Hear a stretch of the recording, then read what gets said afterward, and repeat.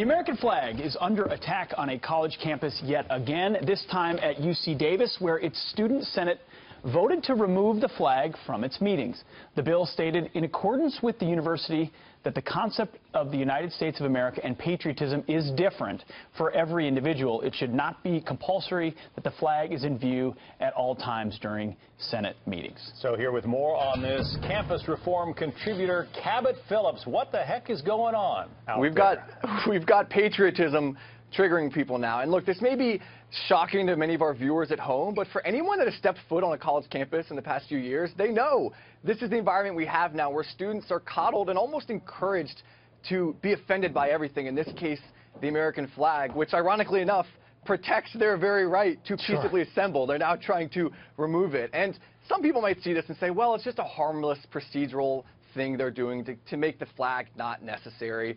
But make no mistake about it, the American flag for some time now has been under attack, and American exceptionalism to its core is now being questioned, especially on college campuses. Very much so. We have a statement from the UC Davis senators and what they had to say about that. They said the bill only removed the mandate that the flag be at meetings, leaving it up to the members of the Senate whether they believe it to be appropriate to have the flag present. When we are united in understanding that everyone's definition of patriotism differs, and we want to celebrate that. So what would be an inappropriate time to display the American flag? There is not an inappropriate time to display the American flag, but good luck telling these students that. And look, this isn't isolated. If this was one isolated incident, you could chalk it up to a few crazy college students. But we reported across the country at Leadership Institute's campus reform on all this craziness. And the University of New Mexico, a student was almost punished. He was forced to remove the American flag from his dorm window for making some students uncomfortable.